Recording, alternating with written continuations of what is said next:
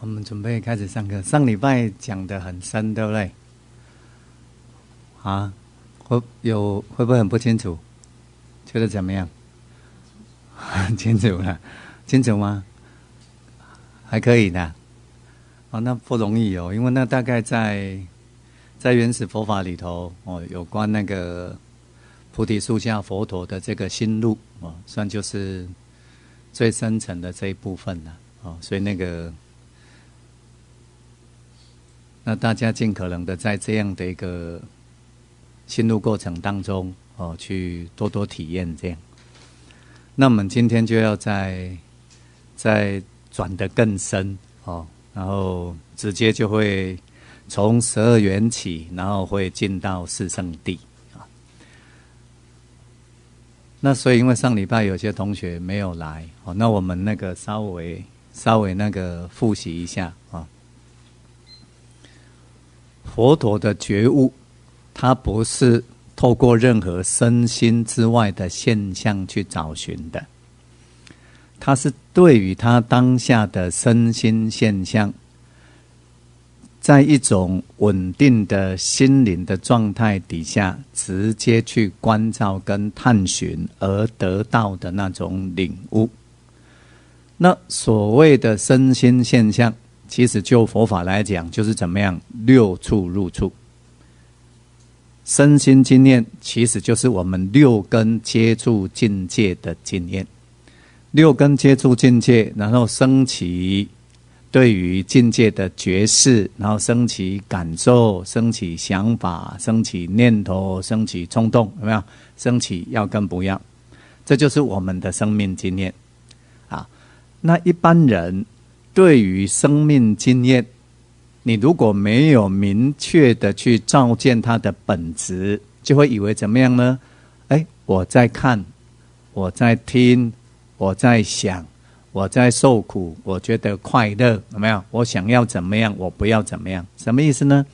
等于在身心经验一升起的时候，也就是六根接触境界的时候呢，不自觉的这种自我意识，它就会升起。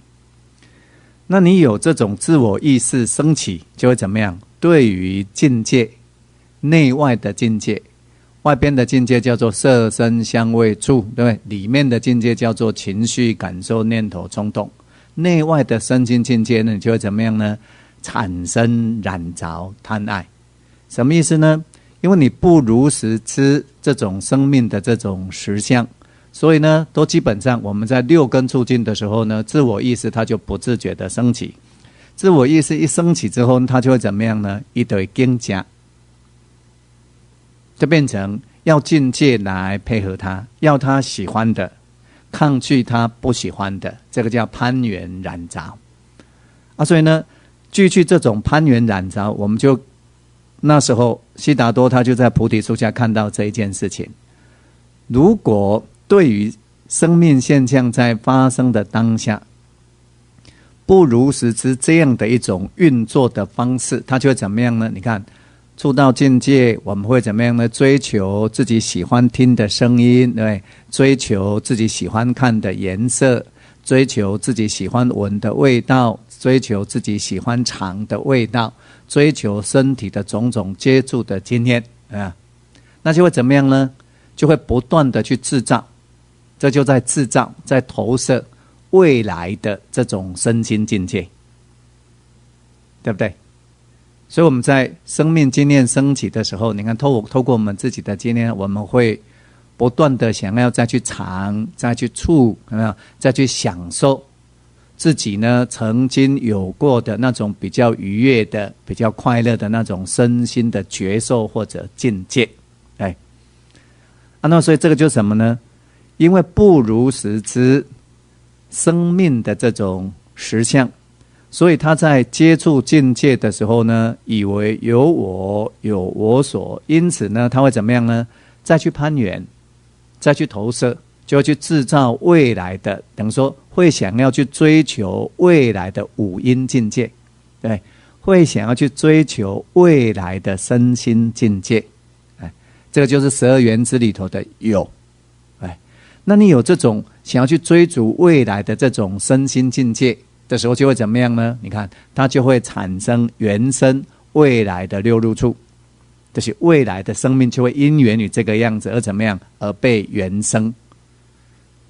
你看，这就是佛陀在菩提树下发现的，有没有啊？所以他这是怎么发现的呢？他是透过心灵在稳定极静的状态里面，直接去观察身心现象运作的实相，所以这个叫做内观。然后透过这个内观，他得到了一种智慧。什么样的智慧呢？他就看到了，如果不如实知眼根、耳根、鼻根、舌根、身根、意根，这个叫六根。不如实知，这个六根是无常生灭的。不如实知，六根所接触到的境界，色、受、想、行、识色、声、香味、触法，也是怎么样原生的，所以它是无常无我，不断在生灭流转的。不如实知，随着六根无常生灭的六根处无常生灭的六尘而升起的觉识，而升起的情绪，而升起的想法，而升起的冲动，要跟不要，它都是怎么样原生的，所以它也是无常的，不断在变坏的，它是无我的，不是我能控制的，也不是我的。对于这整个我们说六根、六境、六识升起的六受、六想、六思，不如实知，不知道它是随这样根境是和处而生的，而原生的这种无常生灭的实相，你不如实知，而以为怎么样？不如实知这件事情就叫做什么？无明。那在这种无明当中呢，就会对于六根、六境、六识或升起的六受、六想、六思产生贪爱跟染着。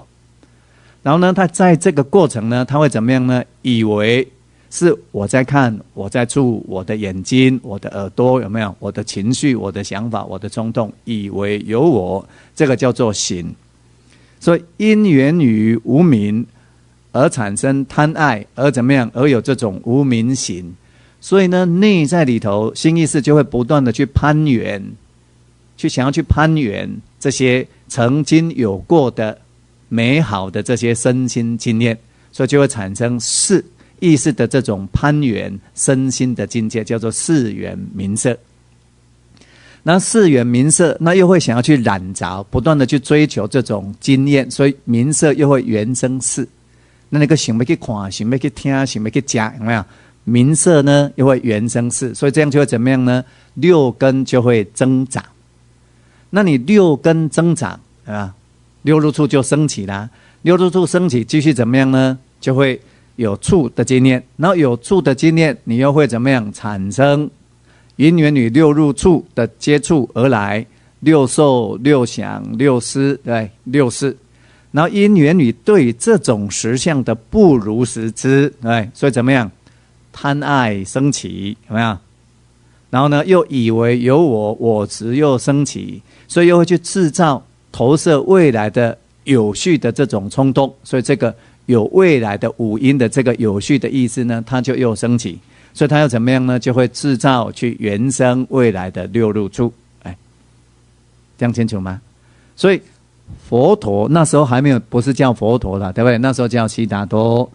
他是怎么样看到的？不是看别人，也是先看自己。他整个看自己的什么对于自己曾经有过的生命经验，直接毫无预设的明觉去洞察它，然后看到自己曾经有过的这些生命经验，它的原生有没有？它的本质，它的因缘，它的起跟它的灭，所以它产生了这样的智慧。因缘与无明就会有形，有形就会有识，有识就会原生名色，名色就会原生六入处，原生六入处就会有处，有处就会有受，有受就会有爱，有爱就会有取，有取就会有有就会有未来的六入处生，就是叫做有生，有生就会怎么样？有老病死、忧悲恼苦、存大苦聚集。这是悉达多在菩提树下经由对自己身心经验的深彻的内观而看到的。然后呢，所以他就因为他看到这件事情，所以他就领悟了，所以呢，如果如实知见这样的一种生命实相，所以怎么样呢？无明灭了，没有无明，不再以为有我，无明灭了，所以行就灭，行灭了，所以怎么样？不会去攀缘事住，所以事会灭，事会灭呢，就不会再去缘生名色，名色不再被缘生，不再喜贪润者，所以名色不会增长广大，对不对？所以就不会再缘生六入处。所以六入处就会灭，六入处如果灭了，处就灭，处灭了，受会灭，受灭了，爱就灭，爱灭了，取就灭，取灭了，有序的这个冲动它就灭，有序的冲动灭了，就不会有未来的六入处生，所以生会灭，生灭了，所以老病死、忧悲恼苦的现象就怎么样？完全熄灭。所以它产生了这种从生死轮回就近解脱的这样的一种智慧。前面如实知见因缘与无明而原生的这种生死流转的现象，这个叫做法住智。然后呢，因为他得了这种法住智，所以就怎么样呢？内在里头如实确认，如实觉知。如果这是一种了悟了啦，如果没有无明了，在六入处都保持在一种无明灭的这种状态，就怎么样呢？生老病死、忧悲恼苦，此世后世就完全寂灭。这就是他的觉悟。好，上礼拜我们讲到这个地方，这样有没有问题？好，那再来。所以佛陀领悟到了这个生死的缘起跟生死的寂灭之道以后，他说怎么样呢？我得到了古时候的觉悟者的这条路了。我得古仙人道基，就是八正道。然后他接着说，这是怎么说呢？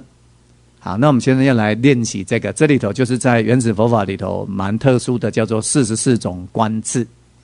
其实44种观智呢，就是12缘支跟四圣谛的配合的这种正思维的方式其实呢，这个思维方式就是悉达多在菩提树下导向他觉悟的方式。好，那你看他说怎么说呢？他如实知见到老病死，那我们把它套上四圣谛，就是如实知见到老病死之苦，然后他怎么样呢？如实知见到升起这个老病死聚集的原因，所以升级则老病死会聚集。上礼拜我们这样讲有没有？他先看说，为什么会有老病死的现象？然后他内观马上直接会清楚，因为有这个生的现象，所以就会有老病死的现象。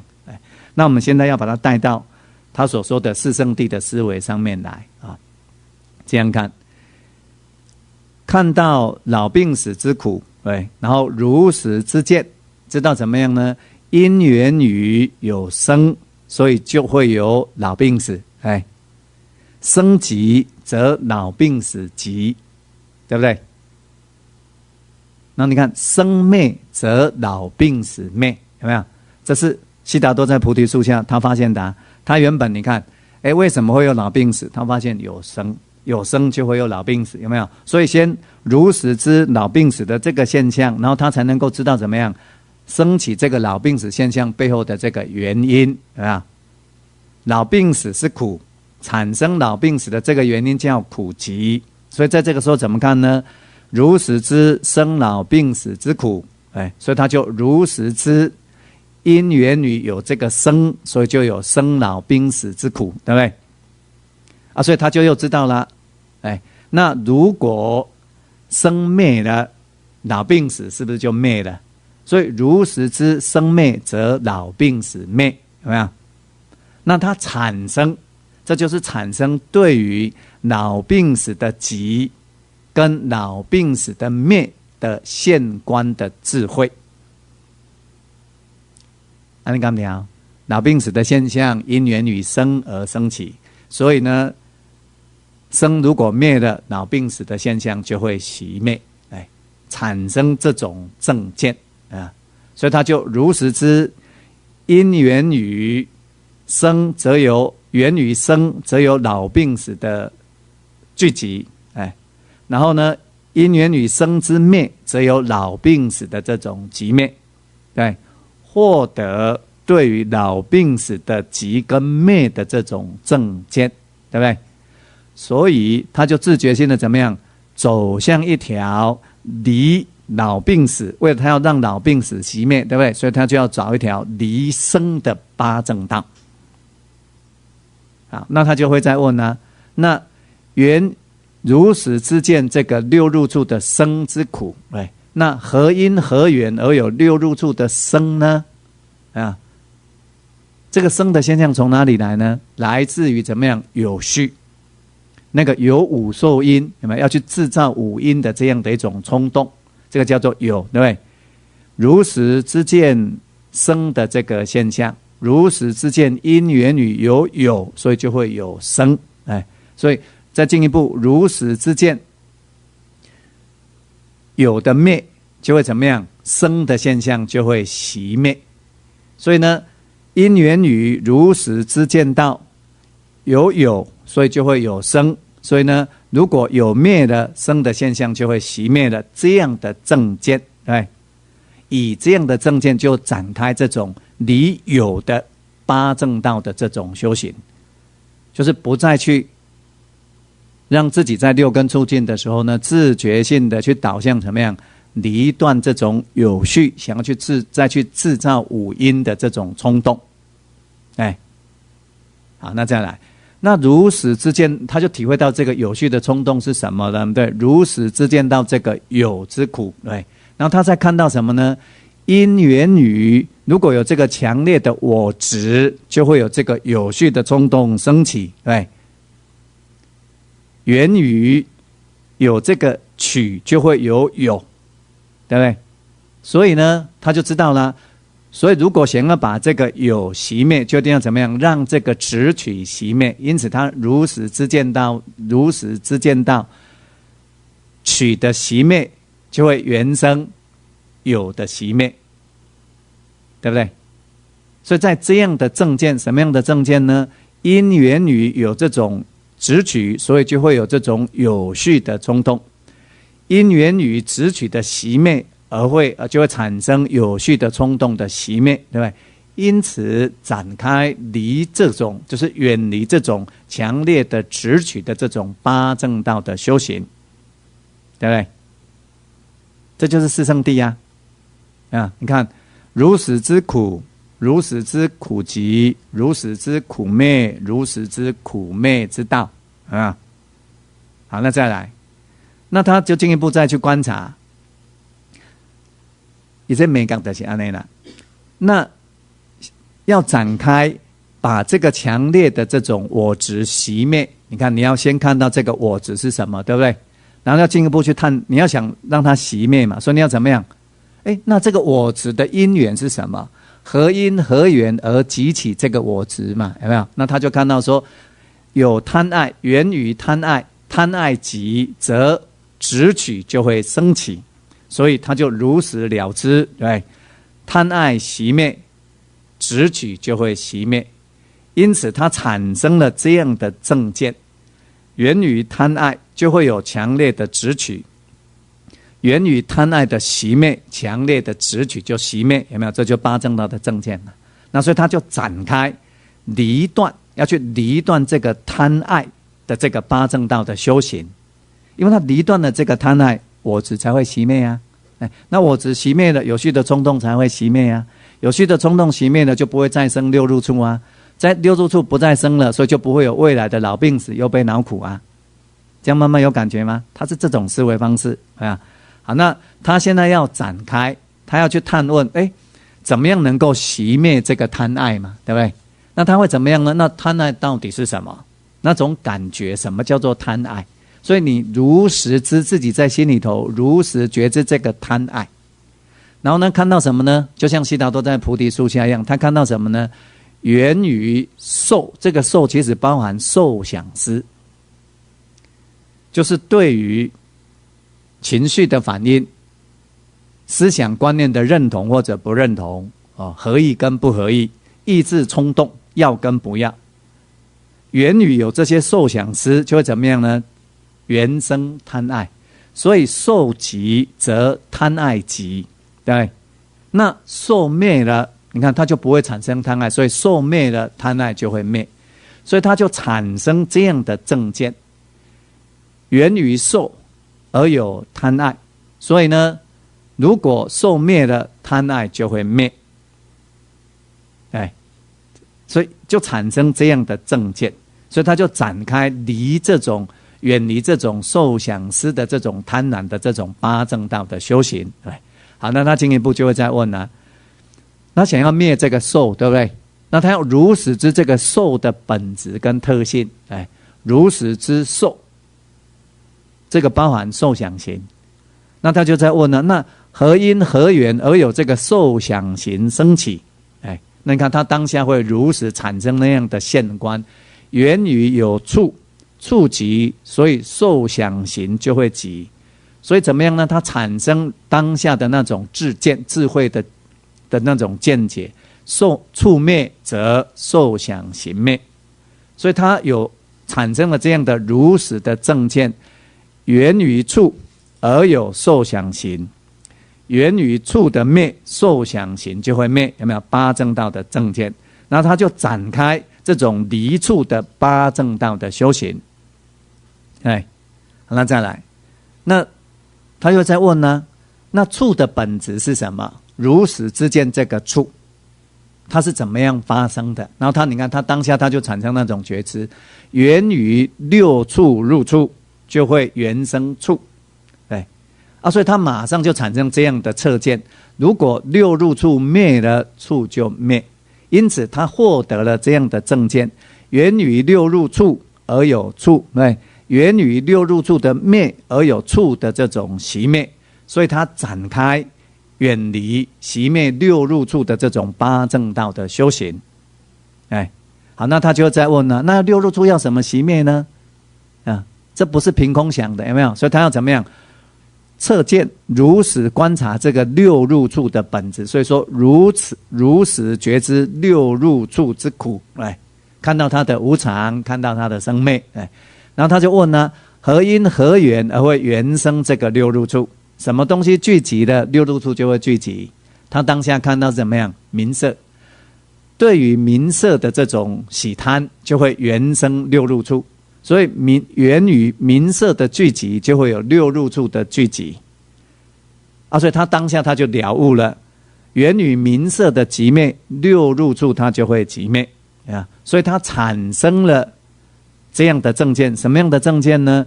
源于名色而有六入处，名色熄灭了，六入处就灭。所以他展开，有没有？远离名色的这种八正道的修行，对不对？那这个时候剩下的什么？他就要再看清楚，他想要远离这个名色，对不对？那他当然要看清楚了，那名色的本质是什么？所以如实知见名色，然后再去探问，看清楚它的本质了，对不对？然后看到什么呢？如果有事的这种攀缘，心意识的攀缘，名色就会聚集，所以事集则名色集，所以他当下就产生直接的了悟，事灭则名色灭。因此产生这样的洞见，源于事而有名色的产生，源于事的熄灭，名色就会熄灭。因此展开离断这种事的攀缘的八正道的修行，有没有？你们这个要慢慢注意听，然后要这种方式，不只是现在听，回家你们还要自己去操作，这样你才会对于这个12缘支跟这个44种观智的那种越来越深层的这种体会啊。好了，再来，他看到说，源于名色的熄灭，就会有这种那个六入处的这种熄灭啊，源于事的熄灭，就会有名色的熄灭。那他现在就要问呢，那事的本质是什么？所以叫做如实知见这个事的这种攀缘的这种作用事啊。然后他就怎么看呢？因缘于有这种行，以为有我，所以就会产生事的攀缘，所以源于行而有事，所以它直接就产生这样的了悟。源于行的寂灭，就会有事的熄灭，所以它产生这样的洞见。源于行而有事，源于行的熄灭而有事的熄灭，因此展开离断这个行的这个八正道的修行。好，那剩下的就又产生这样的问题了。那这个行的本质是什么？所以你要如实知见这个行的这个特性，它这个本质，然后怎么样呢？才能看到产生这个行的原因啊？什么样的因素聚集了，这个行就会产生。那他就看到了，因缘于不如实知见这个生命的这种无常原生的这样的实相，这叫什么？无明。因缘于无明而有行的产生，所以无明集，行则会集。所以因缘于无明的灭，行就会熄灭啊。所以呢，它产生这样的洞见：因缘于无明而有行，因缘于无明的灭而有行的熄灭。所以你看，它就完全了知了，对，无明灭了，行就灭了，行灭了，事就灭，事灭了，名色就即灭，名色即灭，六入处即灭，六入处即灭，处就灭，处灭了，受就灭，受灭了，爱就灭，爱灭了，取就灭，取灭了，有就灭，有灭了，未来的六入处就不生，所以生就灭了，生熄灭了，所以老病死忧悲恼苦的现象就完全终止这就是透过佛陀的12缘起他在菩提树下的如实的这样的一种了悟，然后呢，他展开了这种四圣谛的这种修行。你看他要先看清楚这个生命的这种原生的现象，这叫做如实之苦，如实之苦集。那因为他如实知见这个苦跟苦集，也就是生命的现象跟生命现象的原生，所以呢，他怎么样？他产生如实之苦，如实之苦集，所以他怎么样？有如实苦灭的这种智慧。因此，他如果想要把这个苦完全熄灭，他就要走上这条离苦的八正道，有没有？所以他说：“我得古仙人道基，有没有？这样清楚吗？那你看，所以如实知见生死流转之苦，对，如实知见生死流转之苦所造成的原因，如实知见生死流转之熄灭，如实知见生死流转之熄灭的原因，有没有？这样叫什么？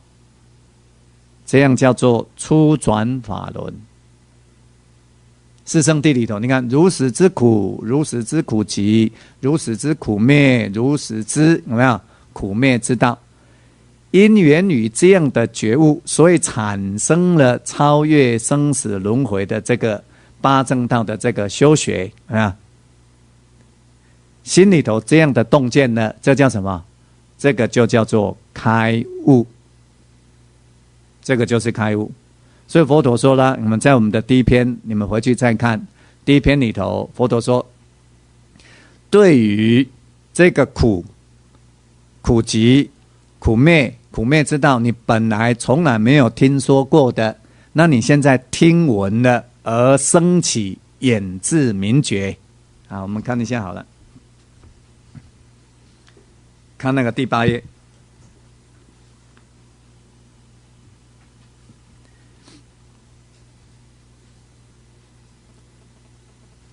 我这样听闻，有一个时候，佛陀在波罗奈的鹿野苑仙人住处这边第8页，那个时候呢，世尊告诉五比丘此苦圣谛本所未曾闻法。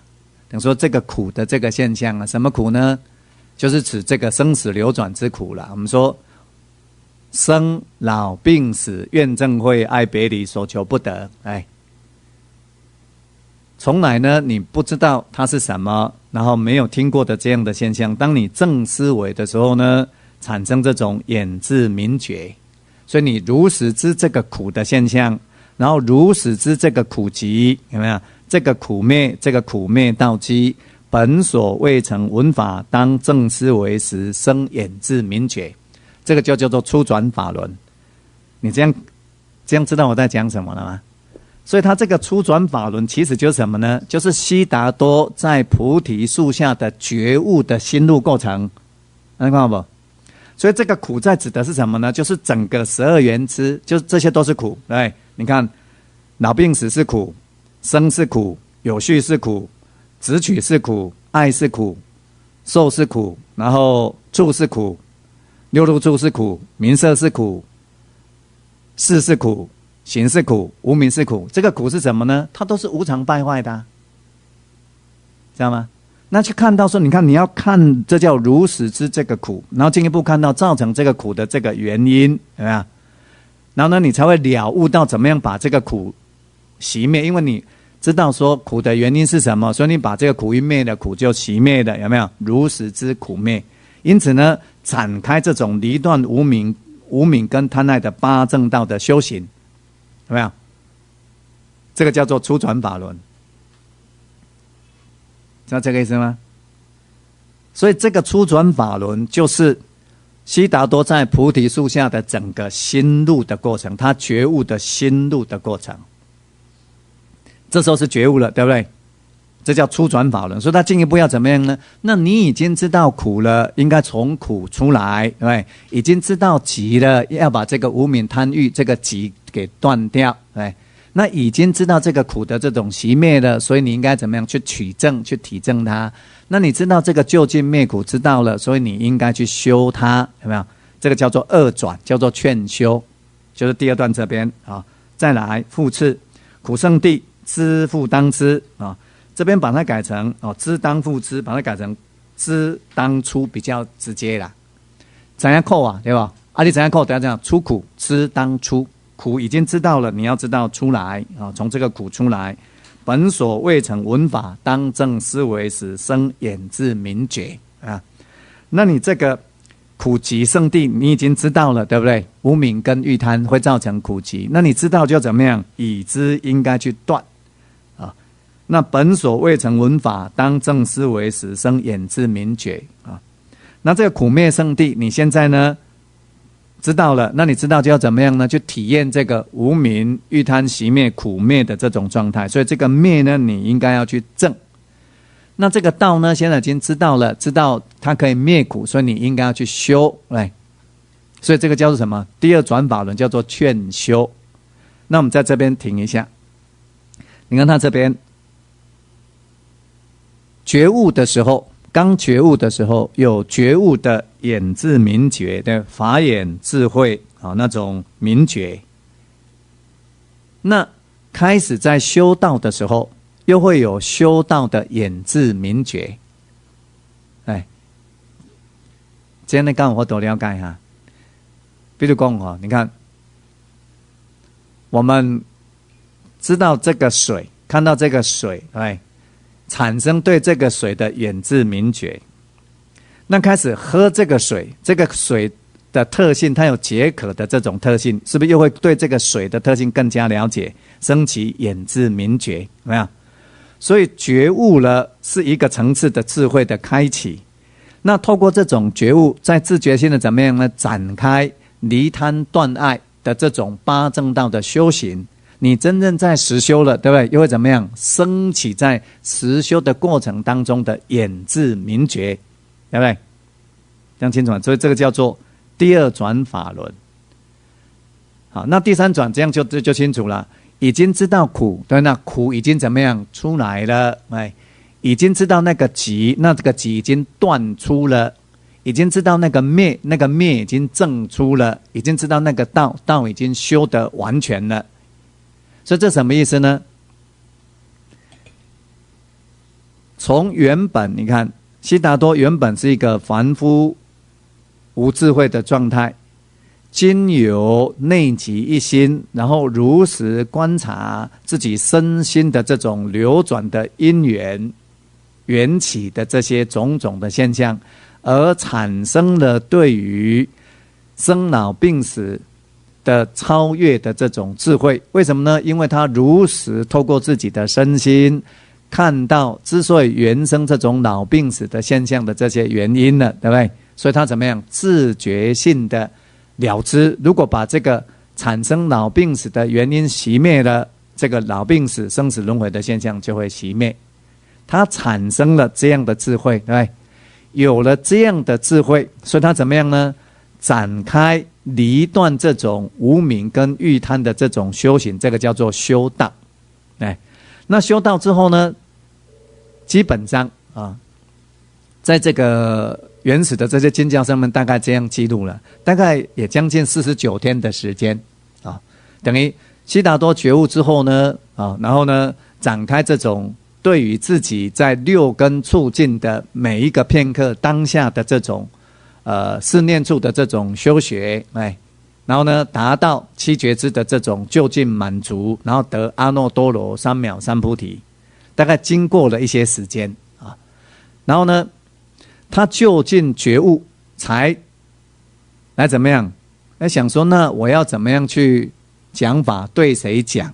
那他觉悟了，究竟觉悟得阿耨多罗三藐三菩提之后，他才想说，那我要怎么讲？我要对谁讲法呢？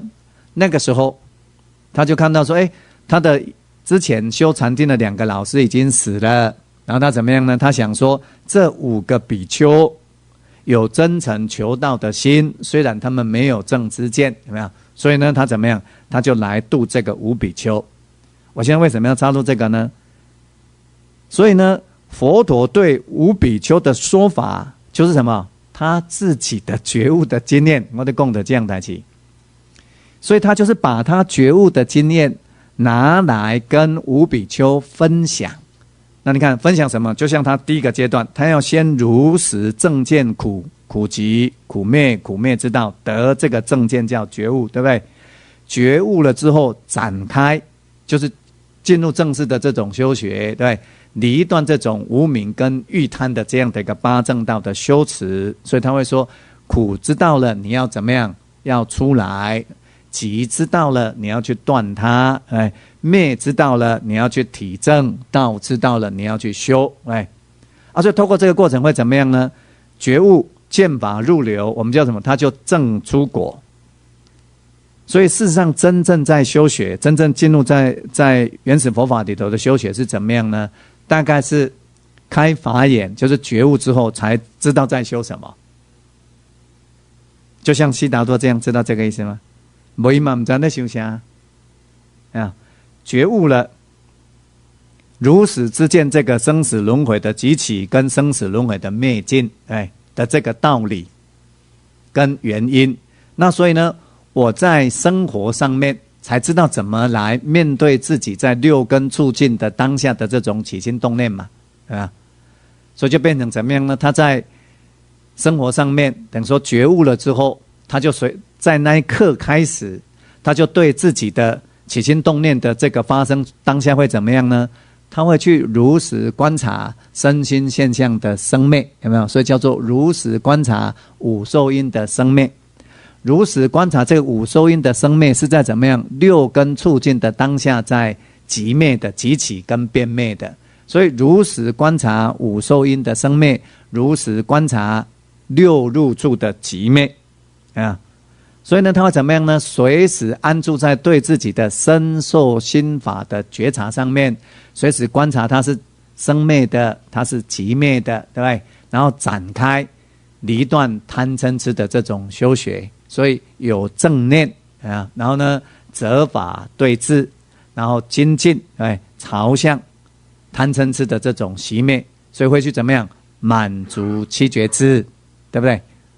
这样清楚吗？周师兄这样清楚这个意思吗？概念太多了啦。好，那没关系，先停在这边就好了，先停在这边。你看先这样想，悉达多他先领悟，你看先这样，再回到问题的根源，他是不是想要超越生死轮回的苦难，对不对？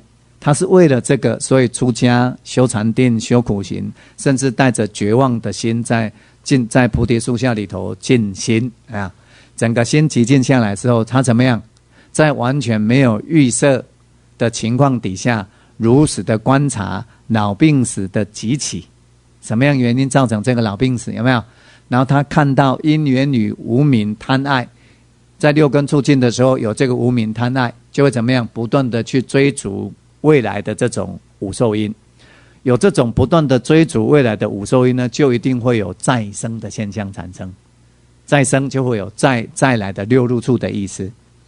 你看他是怎么样？他是为了熄灭这个生老病死的苦难，所以他找寻造成这个生老病死之苦的根本原因。哎，那他找到这个原因呢，他当然怎么样？要把它断掉啊。所以他就知道，你看他当下就了解了，如果无明跟欲贪熄灭了，哎，老病死就会怎么样？彻底永灭。所以这个叫做觉悟嘛。啊，那觉悟了之后，他就怎么样呢？他就因缘于把这个老病死熄灭的这个方法，哎，带在生活上面嘛，啊，所以就进入叫做修道嘛，啊，所以它变成怎么样呢？随时在六根促进的当下，哎，如实去观察身心现象的生灭，如实去观察造成这个身心现象生灭背后的这个因的当下的这个缘起啊，所以呢，随时看到这个集，看到这个灭，那你看他这个时候会怎么样？他会再升起贪嗔痴吗？等于说吃无明这个已经破了，对不对？那他你看他安住在当下，照见这种身心的这种缘生跟缘灭的这样的实相，他的贪欲心会再升起吗？他一升起就会断，对，一升起他就会断，所以这叫做进入第二转，所以叫做你苦已经知道了就要出的意思，集已经知道了就要断，有没有？看到如果有贪欲在升起，就会制造生命的这种苦难，对他来讲已经一清二楚了。所以呢，他展开这种离贪灭苦的道路，对不对？这个就叫做修八正道，所以叫二转法轮。那你真正在转动它的时候，比如说你刚开始，你看你不知道什么是生死流转的原因，所以你没有这种眼知明觉，对不对？那你知道了生死流转的原因跟生死流转的熄灭之道了，你看你就升起了这样的智慧。所以初转有初转的眼知明觉，对不对？那你开始修了，那你就会知道说，在这样的一个状态，在修行的状态，苦是怎么样在升起，苦是怎么样在聚集，苦可以怎么样在灭去，哎，那苦灭的状态是怎么样？你是因缘于什么样的状态，而因缘于什么样的状态，因缘于什么样的方法，而导向于苦的熄灭，你才会怎么样？你就会升起这种智慧嘛？干不起？你不会修理的，不知啊，知道这个意思吗？所以在二转的时候，劝修这部分就有属于在修学的过程当中升起的这种智慧。那这种智慧已经什么呢？四双八倍的智慧了。初转法轮觉悟，我们说觉悟如果在阿含经里头得法眼净，对不对？那所以你对于佛法生死轮回之道跟生死轮回解脱的这样的一个方法没有怀疑，对法确信，所以就对佛确信，所以对于修行人确信，所以对于持守我们说这个戒律，让自己的身口意行清净的这种作用，于内在里头毫无怀疑啊。因缘于如实知见这个生命的实相，哎，它是怎么样呢？都是随六根处而缘生，因此它是无常的，不断在败坏的，没有一个我啊，也不是我的，所以它断除了身见，那个我见破了啊，我见破了，对这个生死轮回跟生死轮回之道呢，没有疑惑断疑，也没有宗教上面的种种戒取，这就是出果须陀洹的智慧，觉悟了。就是产生这种智慧，那有这种智慧，加上自己的身口意行的清净，他就会怎么样呢？就是佛陀后来说的嘛，他就不会再堕入三恶道，顶多在这个人界跟天界呢，顶多7次的往生，他就会证得阿耨多罗三藐三菩提，究竟解脱。所以先有了觉悟，叫做得出果须多洹智，然后呢，他就懂得朝这个方向去修行，这个叫做须果洹的道路。然后所以他就会有出果须多洹的果，就不会再堕入三恶道，顶多7往人天，就会究竟苦边，得阿耨多罗三藐三菩提。这个是初转法轮的程度所以在这样你刚听所以在这样的基础上面，他才会懂得在6根处境一下才讲在修下嘛，知道这个意思吗？所以才能够说，我们说7觉支里头正念什么？我们说觉知，对，觉知什么？它有好几个层面。比如说，一般像在这个西方的这种修学上面，觉察也是在觉知，至少知道自己在干什么，有没有？那在佛法里头的这个正念，它更清楚的是包含什么呢？如实觉知到当下现象发生的缘起，它的因缘，它的特性。所以正念它是原生的，有没有？就是正念当下的这种集跟灭，所以你会领悟有这种无常观无常的这种智慧，有这种无我观，无我的智慧会产生。因此你就会怎么样呢？在6根处境的过程当中，离贪断爱所以才会怎么样？择法去对治那择法对治，你就会精进。那你看，那你精进，在精进离贪断爱，就在怎么样呢？在离断贪嗔痴，离断五盖的这样的一个过程，所以身心就要怎么样？喜悦会升起，然后安宁感会升起，所以喜乐会升起，身心会比一般人轻安，心灵会怎么样？会越来越稳定，达到这种正定，心随时容易比较怎么样？正见缘起，正见生灭而离欲离贪，有没有？所以心容易保持在一个平衡舍心的状态，对不对？这个叫做修道。所以等于开悟之后呢，得出果须多洹那也可以称之叫做得慧解脱了，因为破无明了嘛破无明，无明破了，得慧解脱。然后说他开始怎么样呢？走向离断这种贪欲的这种习气的这种道路嘛。所以这叫做二转，就在修道所以呢，你在修道的过程当中，自然有修道升起的智慧，从出果有没有向恶果，有出果向恶果的智慧，然后体证了恶果的这种境界的，它是什么样的境界呢？刚刚在觉悟的时候，身见戒取怀疑断了，然后修学进一步这种修学，所以贪心嗔心会变得更薄那更薄到什么程度呢？这在经文上面没有很精确的这种记录，只是说怎么样呢？贪嗔痴转薄那顶多一往来，就是这样的生命状态呢，顶多在人界跟天界往返一次，这叫做恶果的这样的一种果智跟这种道果然后在这样的基础上面继续修学，到最后怎么样呢？对于欲界的这种贪染全部断尽。所以恶果像三果在修，你看它都在离贪欲。那到达你贪欲完全断尽了，所以它怎么样？贪心断，没有贪心就不会有嗔心了。所以三果的状态就是刚刚在觉悟的时候断除身见，断除戒取，断除怀疑，对，到三果的时候怎么样？贪心断嗔心断这样知道这个意思吗？所以你看他在修学的过程当中，随着这个修学的这样的历程，会有在这个历程当中升起的法眼，升起的智慧，升起的觉悟其实每一个状态它都会怎么样？都会不太一样。什么意思呢？就像舍利弗讲的这样，会怎么样？层层转进，层层转生但是修行的那个要点它都是一样的，随时在六根处境的过程当中，如实知见苦，如实知见苦集，如实知见苦灭，有没有？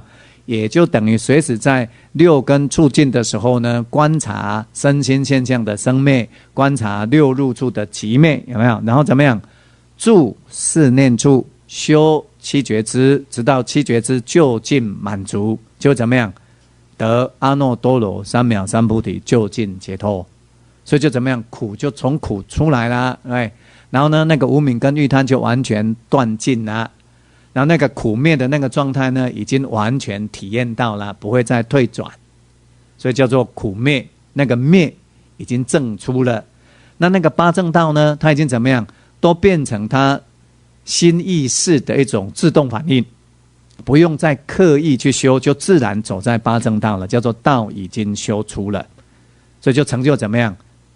前面刚开始觉悟的时候，无明已经灭了，哎，这叫得慧解脱。然后经过修学的过程当中，贪欲完全熄灭，这个叫心解脱。所以慧解脱、心解脱怎么样？得阿耨多罗三藐三菩提，究竟解脱。佛陀他就这样觉悟的，这样清楚吗？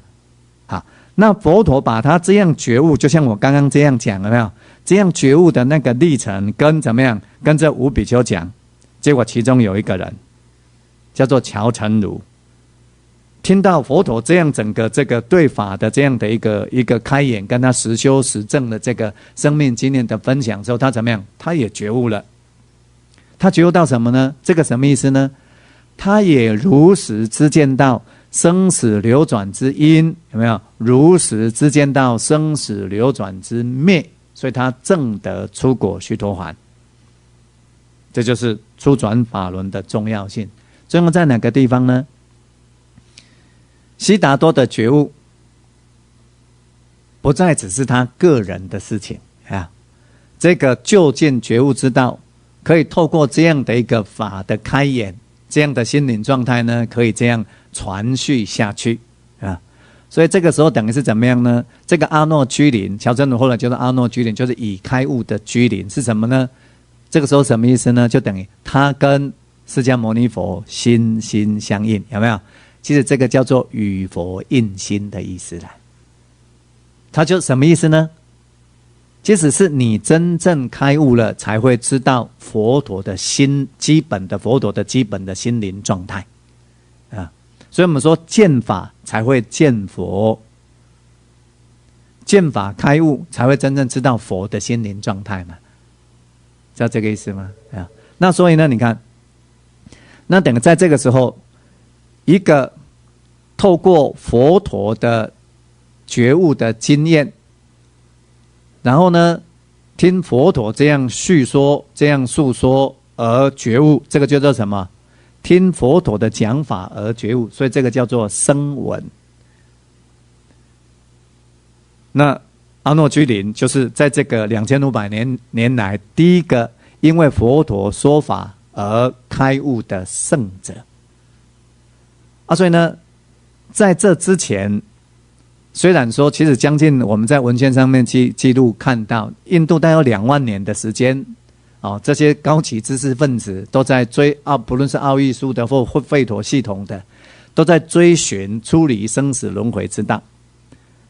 那到悉达多在菩提树下觉悟，才真正展开了这一条究竟苦灭、终止生死轮回的究竟菩提道那他这个究竟菩提道，当这个悉达多证成之后呢，其实是这样了。我们再看综合在其他的那些经教会看出来说，他觉悟了，那他一边可能在怎么样，我们说在检查他自己的心意识是不是已经在一种完全觉悟的这种状态啊。然后呢，他也在思维怎么样对众生去讲法，就是分享他这种觉悟的经验。所以其实我们在他还没有讲法之前，有另外一篇小的经文啊，他本来觉得说，这个好像很难说那他想说，那干脆不要说了，有没有？那梵天王出来请法啊，那所以他才决定要说。那我们大概可以等于说一种把这个梵天王来请法这件事情把它放下来，等于说大概可以了解说，去臆想，这是一种臆想，因为这样一种深沉而不假外求的这种心灵的这种内观啊，本来就不是那时候印度的印度人或者印度修行人的习惯啊，所以呢，其实本来就很难传啊，所以他在那个时候在考虑有没有？那他如果要讲要怎么讲？所以他才后来他总结有没有？有一圣道，为世念处，能够让众生度诸忧悲，超越这些忧悲恼苦，得真如法，叫做四念处。什么是念处呢？生生观念处、受受观念处、心心观念处、法法观念处。就什么意思呢？就像他在菩提树下的觉悟的方法一样，如实的观察自己当下的身心现象，如实看到当下身心现象的极，当下身心现象的灭，然后呢，导向于无贪、无嗔、无痴的这种心灵品质。所以事实上，佛法就像佛陀讲的，叫做一圣道。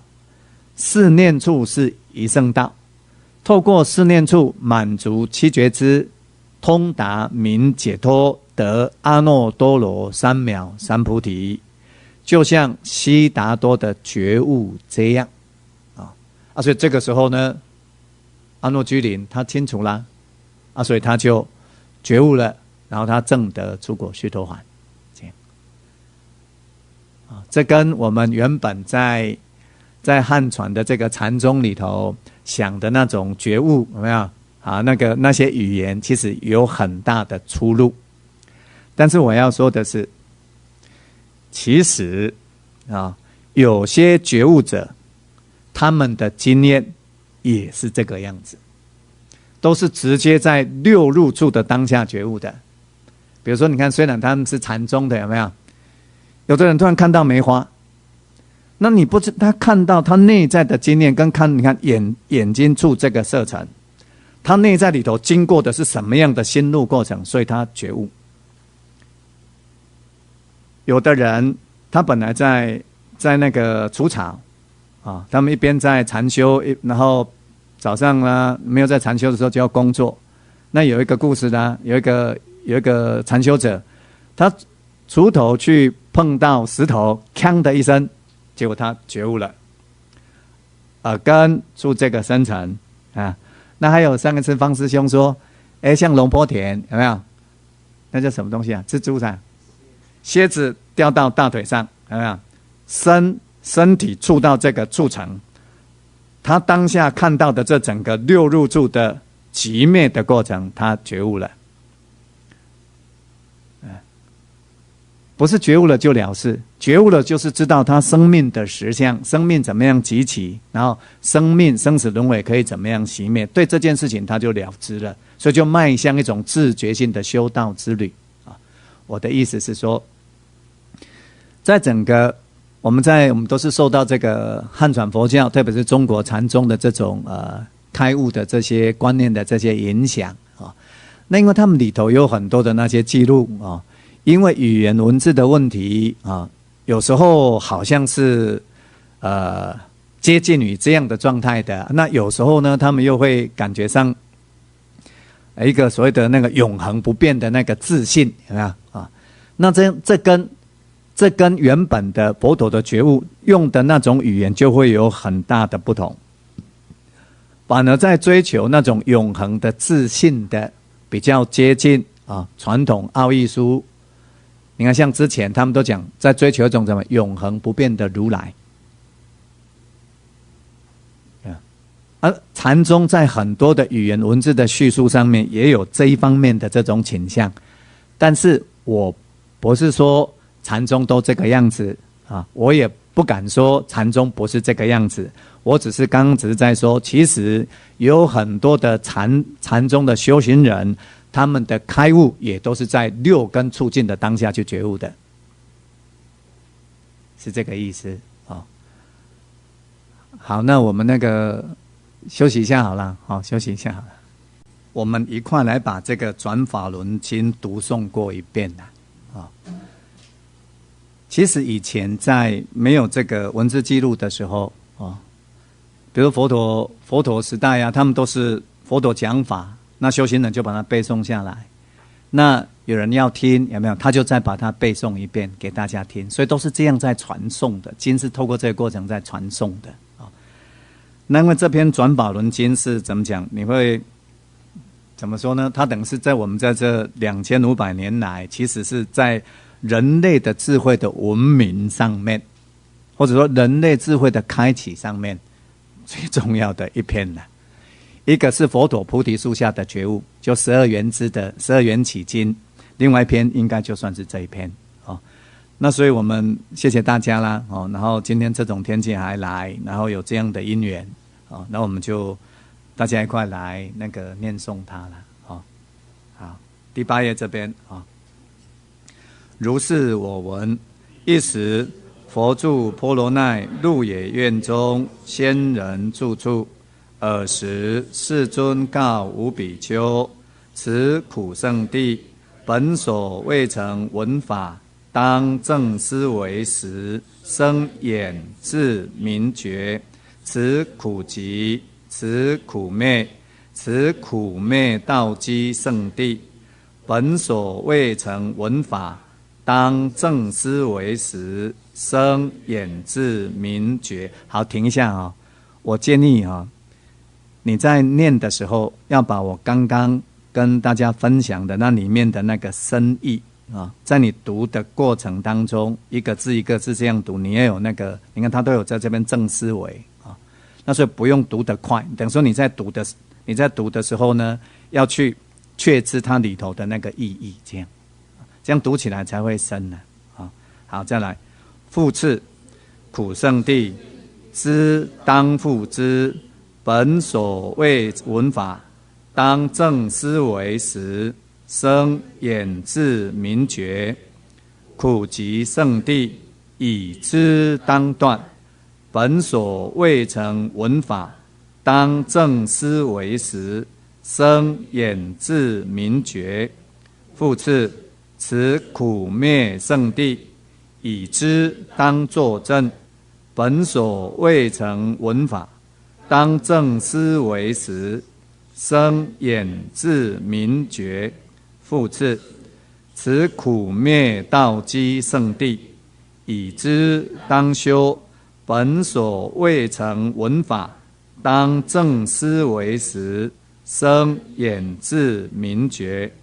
复次，比丘，此苦圣地，已知出，所谓闻法，当正思维时，生眼智明觉。复次，此苦集圣地，已知已断出，所谓闻法，当正思维时，生眼智明觉。复次，苦灭圣地，已知已作证出，所谓闻法，当正思维时，生眼智明觉。复次，苦灭道基圣地，已知已修出，所未曾闻法，当正思维时，生眼智明觉。诸比丘，我于此四圣地，三转12行，不生眼智明觉者，我终不得于诸天魔梵沙门婆罗门闻法众中，为解脱，为出，为离，亦不自证得阿耨多罗三藐三菩提。我已于四圣地，三转12行，生眼智明觉故，于诸天魔梵沙门婆罗门闻法众中，得出得脱，自证得阿耨多罗三藐三菩提。尔时世尊说是法时，尊者乔陈如及8万诸天远尘离垢得法眼净。尔时世尊告尊者乔陈如：知法位。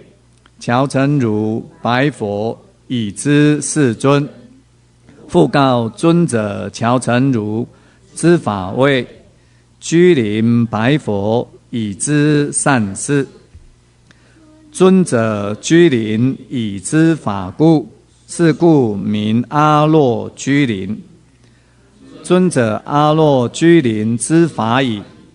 地神举身传言：诸仁者，世尊于婆罗奈国仙人住处鹿野苑中，三转12行法轮，诸沙门婆罗门，诸天魔梵所未曾转，多所饶益，多所安乐，哀悯世间，以益饶益，利安天人，增益诸天众，减损阿修罗众。地神唱已，闻虚空神天、四天王天、33天、焰摩天、兜率天、化乐天、他化自在天，辗转传唱，须臾之间，闻于梵身天。梵天乘声唱言：诸仁者，世尊于婆罗奈国仙人住处鹿野苑中，三转12行法轮，诸沙门婆罗门，诸天魔梵及世间闻法未曾转，多所饶益，多所安乐，以益饶益诸天世人，增益诸天众，减损阿修罗众。世尊于婆罗奈国仙人住处鹿野苑中转法轮，是故此经名转法轮经。佛说此经已，诸比丘闻佛所说，欢喜奉行。所以恭喜各位啦，有没有？这是2500年前释迦牟尼佛第一次转法轮的记录，叫做转法轮经啊。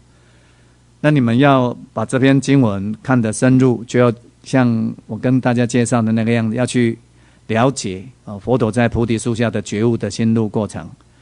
然后呢，你这样看这个经，你看如果没有之前讲12缘起，好不好？你看我，那你如果把十二缘支的这篇经文跟四圣谛这整个结合起来，你就看到这里头一切来宾弄进的机关，好不好？那整个的那个维系的那个部分跟修行的那个要点，它就出来了。好，那再来，你看第9页这边有没有？后来在《金刚经》它的第一句是什么啊？他那个须菩提是不是啊？他问那个释迦牟尼佛说啊，如果有善男子、善女人发阿耨多罗三藐三菩提心，云何住？云何降伏其心？哎，《金刚经》这边也有阿耨多罗三藐三菩提。这个阿耨多罗三藐三菩提跟晚期佛教的三藐三菩提是完全两码子事情，不一样的。晚期的这种所谓的发阿耨多罗三藐三菩提，它再加上什么呢？要度尽一切众生啊！但是你们现在我们不讲那个教派的这种是非，你想一下啦。释迦牟尼佛不是讲得很清楚吗？如果他不是对于四圣谛有没有如实知见，三转12法轮，他能够发起阿耨多罗三藐三菩提心吗？他没有办法得证啊。那你没有得证，你怎么发？知道这个意思吗？那我们一般人，一般在这种，你看哦，连什么是那个四圣谛的思维，什么是缘起，哎，什么是那个佛法的这种修行基本的那个道基，他都不懂。那你说我发起阿耨多罗三藐三菩提心，云何住？云何降伏其心？可能吗？不可能啦！其实这就是造成就是后来的那个佛教很大的那个混乱。阿耨多罗三藐三菩提是果地的正量，不是你用想的。你说要了解这个阿耨多罗三藐三菩提，起码要有，我说最起码的条件。你看，你要得无我智，得讲你要怎么样，就是要基本上要开悟嘛。这是很基本的，这是很基本的。但是我们现在从佛陀的经教，你可以看得出来啊，你开悟的境界的智慧，跟开悟之后修道的智慧，跟修道之后完全满足的智慧一不一样？不一样的啦。你刚讲啊，你看讲啊，你讲啊，你那个10岁的时候，跟10岁到20岁，然后跟20岁到40岁，你内在的那个智慧会一样吗？不一样嘛。那所以比如说我现在举这个例就是最明显的。好，你看像那我们为什么会《金刚经》读不懂？这样知道了吗？因为第句话就是你不捌的嘛，也根本都不是一般人我都了解嘛。什么叫做阿耨多罗三藐三菩提？坦白讲啦，你去找那些经教师来讲，他们也讲不出来啦。找那些晚汉传佛教那些经教师，什么叫阿耨多罗三藐三菩提，他讲不出来。为什么我敢这样说？这不是我说，这佛陀说的。为什么你知道吗？他自己讲得很清楚啊，如果对四圣谛三转12行没有产生这种眼智明觉，他怎么可能了知阿耨多罗三藐三菩提？所以拢讲假嘛，这样意思吧？后边还讲啦，对，安尼就是2500年前的释迦牟尼佛是错误的啦。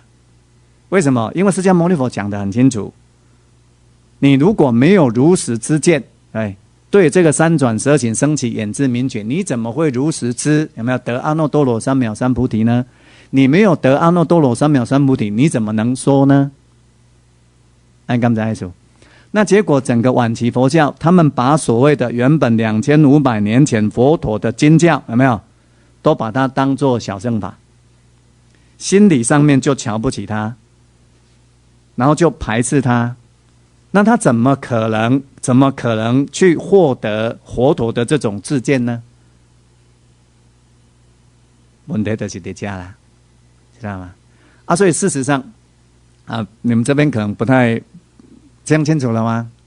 你看《金刚经》，那你看《金刚经》发阿耨多罗三藐三菩提，那在佛陀是要觉悟了才会知道阿耨多罗三藐三菩提啊。那你看那《金刚经》他们倒过来有没有？善男子善女人发阿耨多罗三藐三菩提，云何住？云何降伏其心？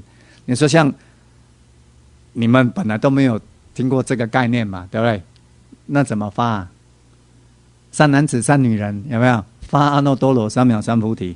然后发起来之后，你看你不如实知这个生命的实相，你怎么可能让心安住在这种究竟觉悟的境界呢？发起阿耨多罗三藐三菩提，就得这种究竟觉嘛。那你在这种究竟觉当中去安心，去住心，那你不知道生命的实相，你不会知道究竟觉呀。那你不知道究竟觉，你不会知道生命的实相，那你怎么去安心，怎么去住心呢？所以都变成就剩下口头禅，的变成概念。所以咱一般人现在读大圣经典读不懂，是这样来的，知道吗？所以不是你塔卡派给不是他们是颠倒的，知道吗？那个是颠倒的。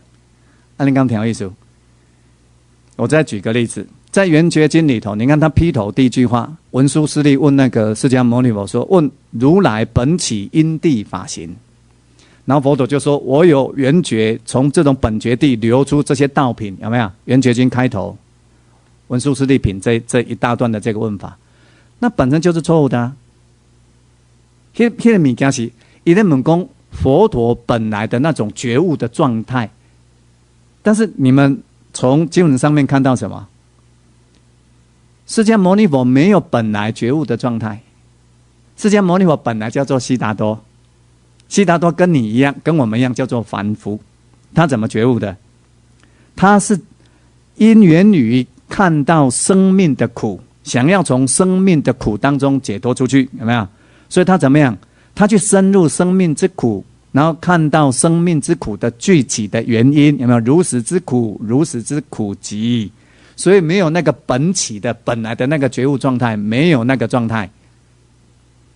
他是因为见苦集，所以见苦灭，有没有？然后呢，展开苦灭之八正道的修行，觉悟了之后，开始自觉性的在六根促进的过程当中，不断的离欲贪，不到40天的时间，他完全觉悟通达，就是这个阿耨多罗三藐三菩提。所以怎么会有一个本来佛陀觉悟的状态呢？刚才我讲啥？所以晚期佛教的那些经典，其实那是因为在这个世间有这么样的一个被公认的觉悟者出现了，然后他们在推想那个觉悟者的心灵状态是什么，用那些来写作经典，从果地出发啦，信不信？佛陀的境界出发所以你当然搞不懂他们在讲什么那你如果读杂阿含经或者读相应部的阿含经，你就会发现一个很清楚的事情：佛陀的每一篇经教，它都可以直接跟你当下的生命经验你去相关，你都可以去看它，用你的生命经验去经验它所以它不是从那个什么一个佛陀的那个本来的觉悟状态起来，不是。佛陀跟我们一样，他是从凡夫的过程，有没有？从凡夫的生命经验不断去看苦，追寻这个苦集，然后体验苦灭，然后呢了悟这个那个苦灭之道，然后这样去修学，他才达到觉悟的。那你看他这边讲的就是这么清楚就是透过这个过程，他才能够体验得到，有没有？体证就近觉悟的状况嘛，阿耨多罗三藐三菩提嘛。那没有这个心路过程，你说怎么发阿耨多罗三藐三菩提？有没有？没办法的，知道吗？这样就很清楚了，可以吗？这样你们只能说深入了这种原本的佛陀的那个经教，你就容易看出来晚期佛教出现的那个问题。好，那我现在再讲，因为刚刚有同学提到了那有的人呢，因为晚期的那些经教都写那些东西，然后他自己呢再写一个什么成佛之道啦，什么什么什么，那你就可想而知啦，里头的问题会很多得多都是错误的知见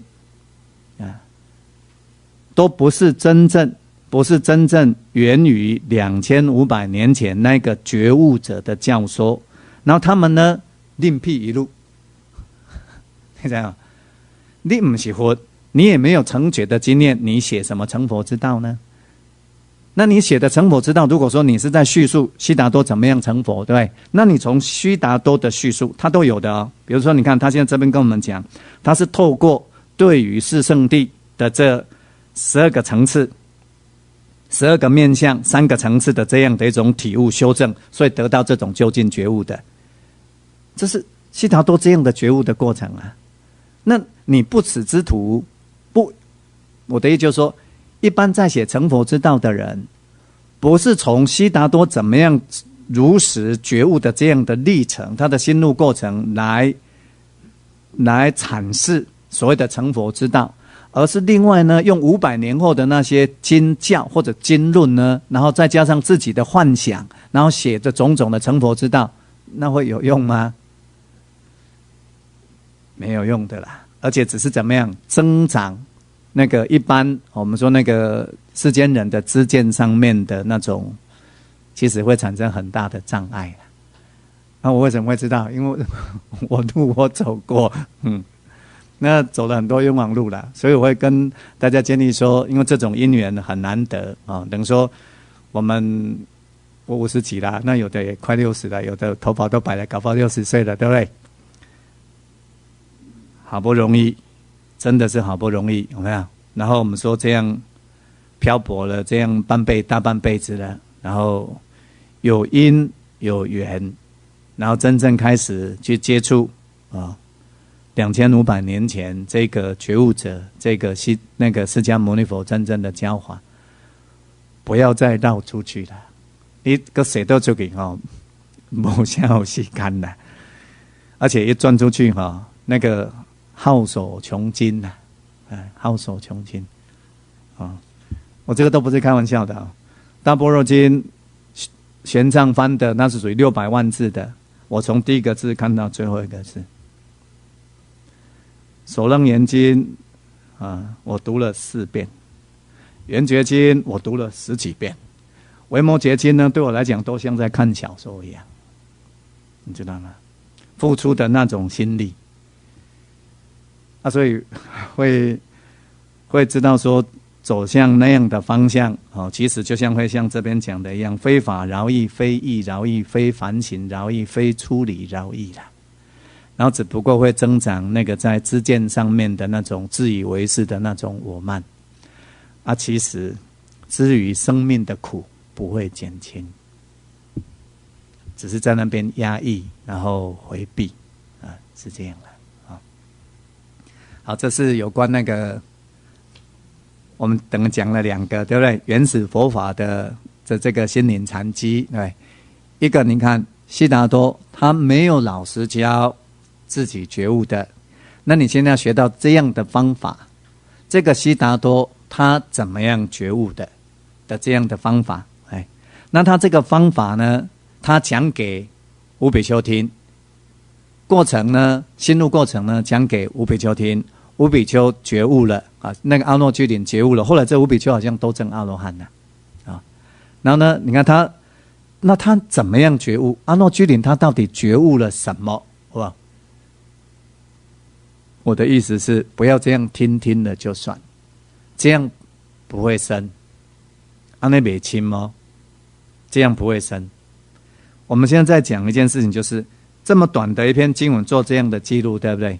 但是你如果在南传佛教里头，他们有好像记录是光讲这个转法轮经，讲超过1个礼拜，佛陀讲超过1个礼拜所以他们讲，比如现在早上讲，那下午要讲嘛，那他那个就有2个人，是不是？2、3个人就先出去托钵，托钵回来，佛陀继续教嘛，然后托钵回来，然后大家分着吃，然后佛陀又继续说法，然后这样轮流，将近有1个星期的时间。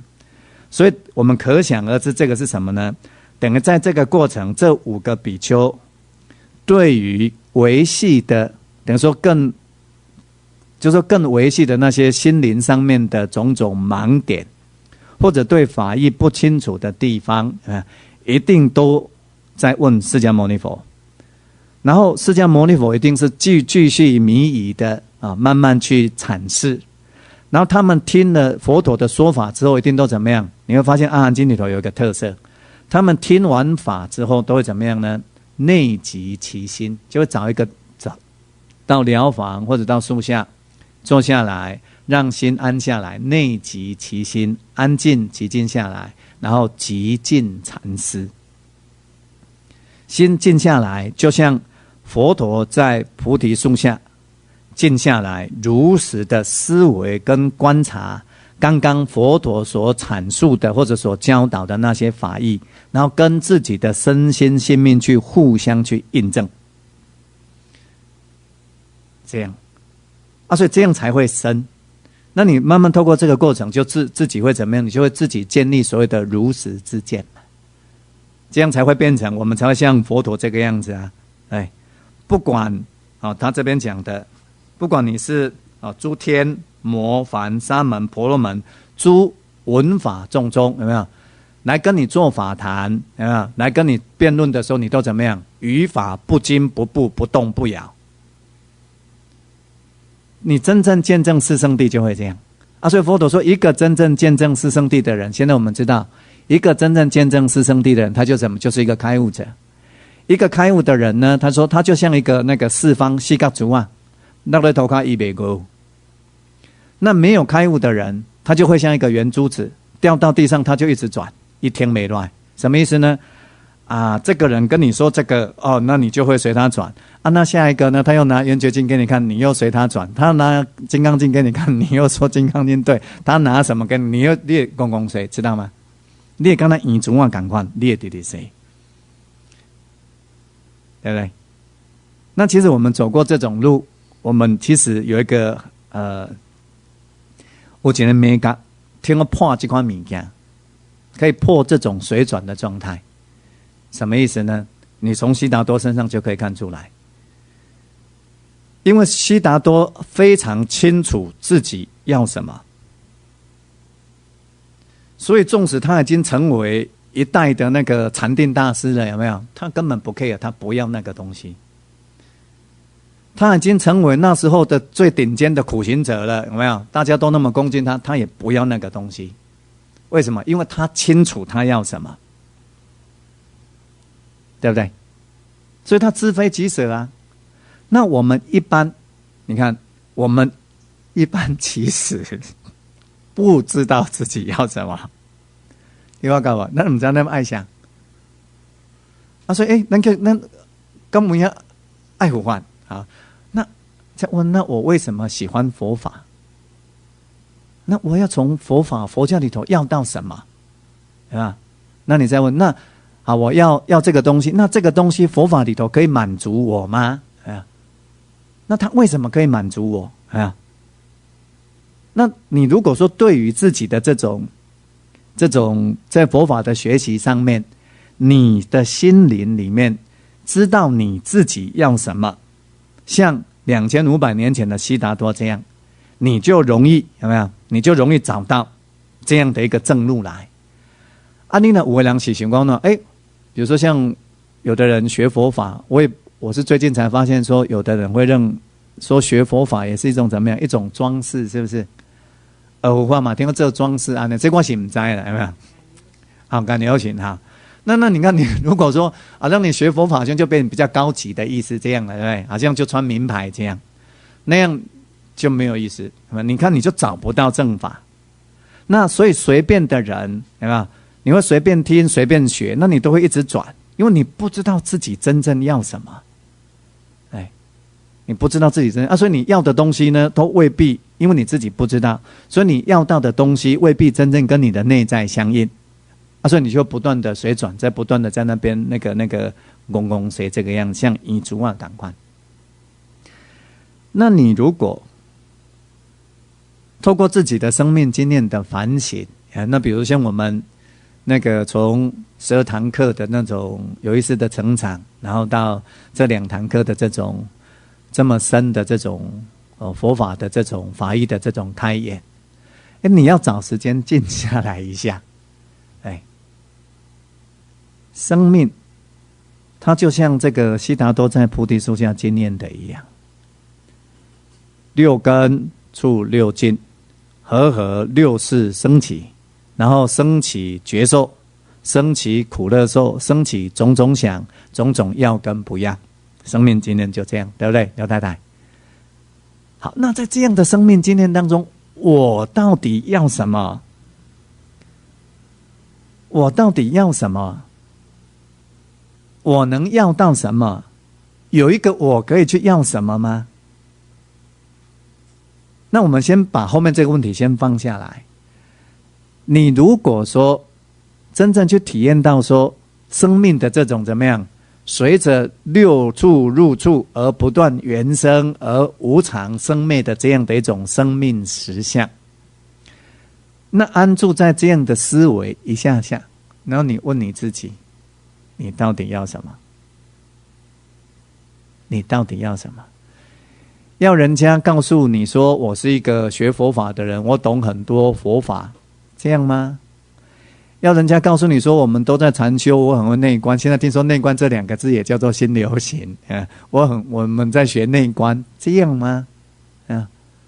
那学这些东西至于你心灵上面的平静，至于你生命的智慧，真的有什么相干吗？有没有？那你到底要什么呢？有没有？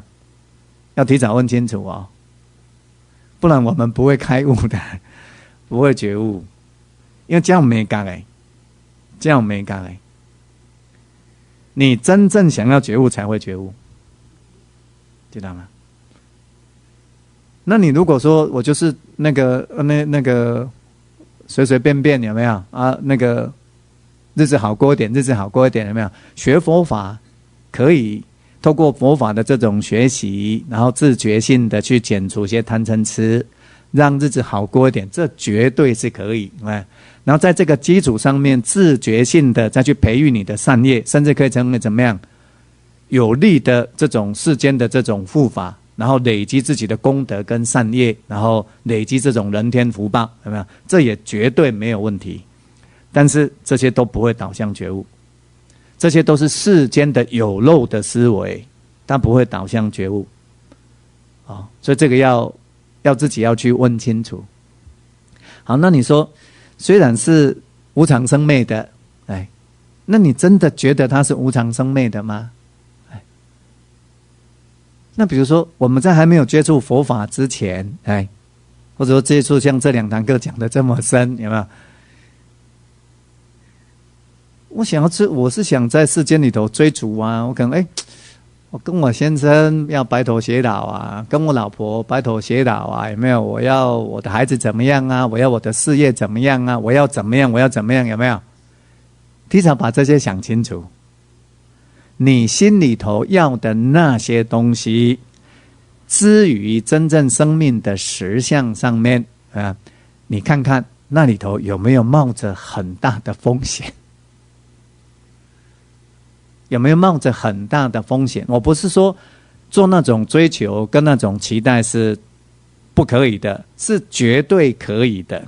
但是呢，你不用那么认真，你不用那么指假为真。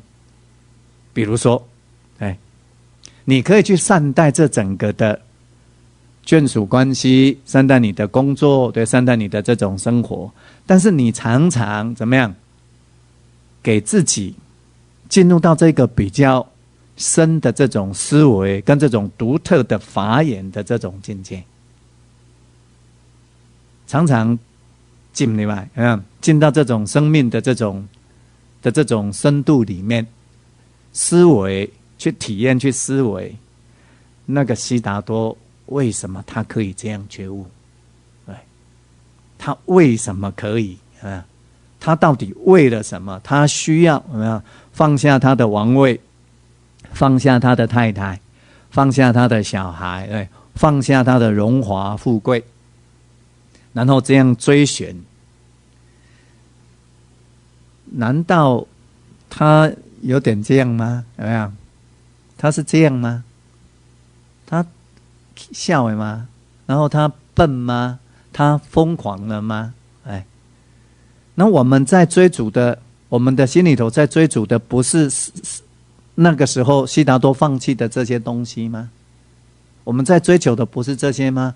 稳定的身份地位，恩爱的这种夫妻生活，然后众人的这种拥戴，然后甚至呢，比一般人还拥有的这种方便的这种权柄，我们在追求的不是这些吗？然后。但是悉达多为什么不要这些？他怎么把这些放下？刘太太，这个要想这样那个东西才会出，那个心灵的那个转向才会产生，会有不同才会有可能有不同的心路的那个可能性展开。不然我们在学佛法那基本上还是不太容易走到说变成因缘于学习佛法，所以自己的身心性命，我们一般讲叫身心灵呢，就进入一种自觉性的自我改造的阶段。那你要个定位在咱本来的世间的思维里面，那这样是有点可惜啦，因为我们好不容易，你看。好不容易读到这篇转法轮经，真的不容易耶。这篇转法轮经还没出来之前，等于是悉达多还没有觉悟之前，印度从悉达多前的2万年左右，释吠陀、奥义书，你看薄伽梵歌，他们那是很多的那个累积下来的那个东西，都已经一直在。将近有2万年的时间，那个时候的那些等于说高等的智慧、高级的心灵，都在追求这种生死轮回苦难的终结。包括悉达多有没有？那到悉达多才完成这件事情。所以你看，像我们的这种，你如果这样看，那再来，又在汉传佛教里面。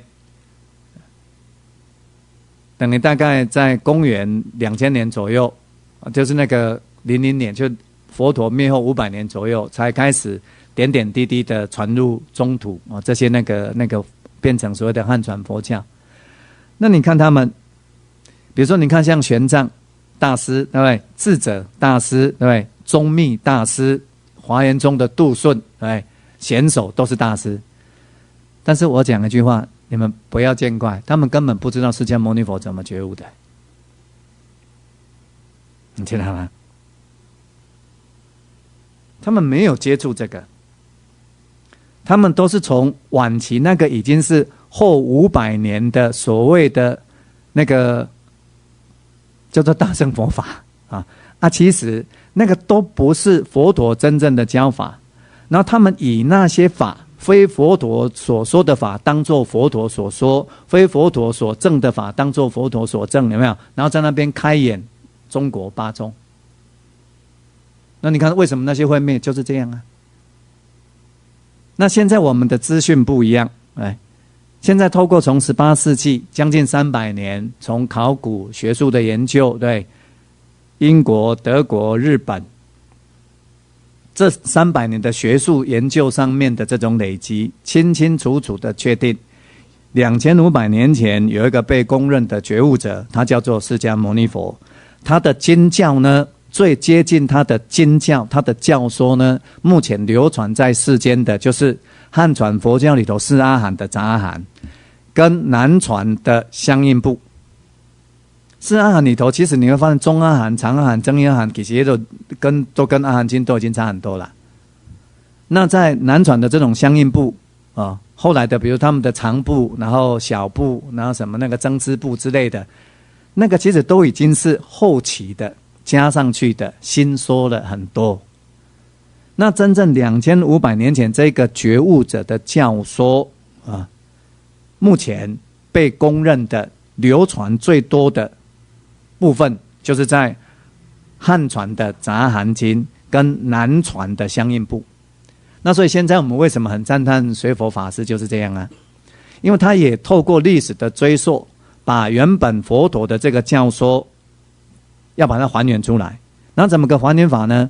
等于是在汉传的杂含经里头有的经文，如果在南传的相应部也有的这种经文，那就是怎么样呢？会是比较可以确定是当时候佛陀所说，由500阿罗汉所结集下来的真正的佛陀的教说。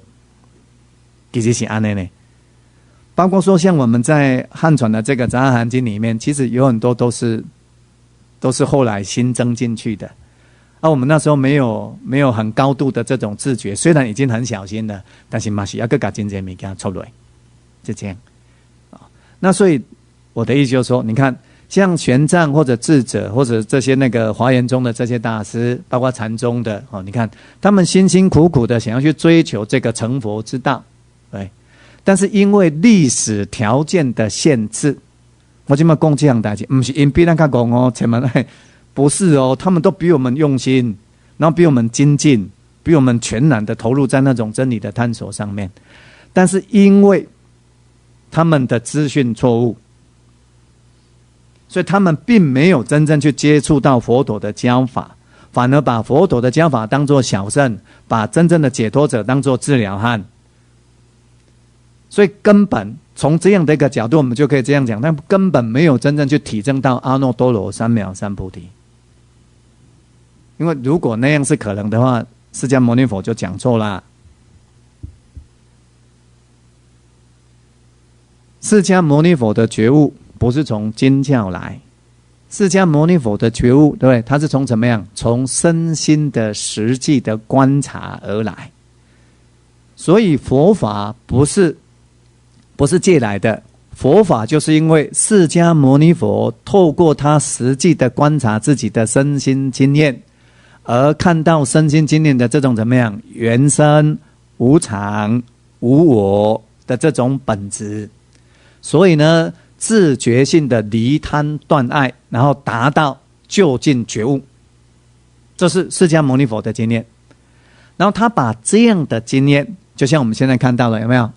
讲给想要也达到这个境界的人听，有没有？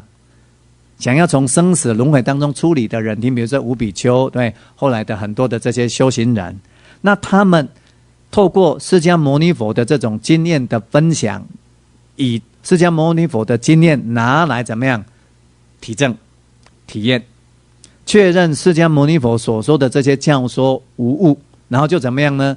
达到跟释迦牟尼佛同样的怎么样？无明断尽，贪欲断尽，慧解脱、心解脱，证得阿耨多罗三藐三菩提，成就阿罗汉，究竟解脱的这样的一种生命境界啊，这才是我们这个原始佛法三摩地，有没有？原始佛法就是这个。那三摩地是什么意思呢？其实三摩地叫做正定。你如果从佛法来看，就是八正道里头的正定。那这个正定是什么呢？正定什么？其实正定是慧，正定是慧，什么意思呢？它是你要达到这个正定，是因为你来自于如实知见到这个生命的实相了，对不对？就是你开悟了，所以怎么样？在六根触境的时候，随时观察它的缘生跟缘灭，心不动摇，叫定。所以是因缘于有这种慧，如实知见它无常生灭。所以呢，体验到说，你如果在这个境界不如实知，有所抓取，有没有？一定带来这种苦难、不安跟动摇。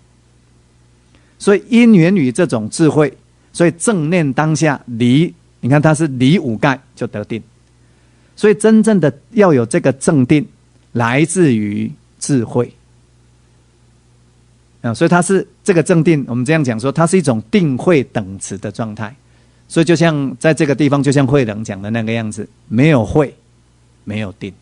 你有定的时候就有慧，就叫定慧等持，是这个意思。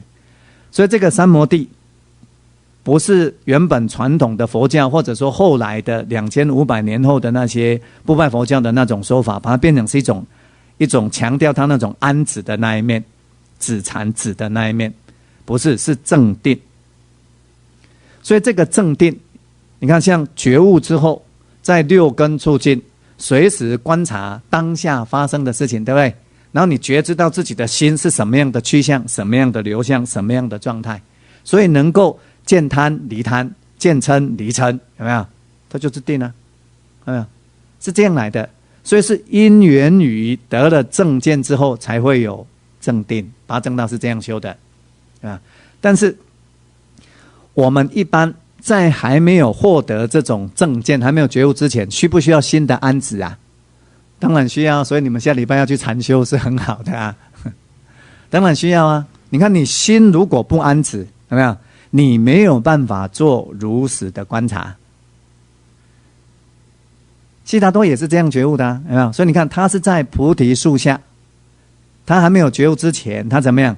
他收摄了他自己的心神，把心系念在呼吸上面，然后透过这个固定的所缘，让心平衡下来。心平衡稳定下来之后怎么样？直接的观察啊，所以才会有得了正见，有没有？才会有八正道的这个正定。那所以我们基本上，如果说在还没有建立这个正见之前，所有的这种等于说禅修、持戒、禅修种种，都是怎么样？都可以称之为叫做助道品。那你透过这些助道品，如实正见的这个生死流转的实相跟生死寂灭之道了，得法住智，得涅盘智了，就进入八正道的实际的修持上面了。这叫做什么？这就是真正的叫做悟后起修嘛，有没有？开悟啊，你们就怎样在修下？它是这样的一个，有这样的一个过程了，那所以那个就是等于是一种说一种分享啦，看释迦牟尼佛之前的人，他们在追寻生死轮回的苦难的终极的终结，就像是瞎了眼睛的人在找路一样，有没有？很辛苦。有了这个释迦牟尼佛的觉悟，有没有？然后转法轮经也这样讲出来，但是呢，看2000年前传到中国的这样的佛法，其实又跟这个觉悟之道呢，其实八竿子打不着，有没有？那所以你如果从这个角度来看，要去真正去接触到释迦牟尼佛的这种教法，得入这个正法啊，得见这个正法，得以亲近这个正法，这样看到这个意思吗？有它很特殊的因缘条件啊。然后因为我有这样的感慨啦，所以就是希望呢大家彼此能够善知珍重这样的法缘，因为这种法缘看看一下，这样前后5000年，殊胜难得这样。好，那今天跟大家分享到这边。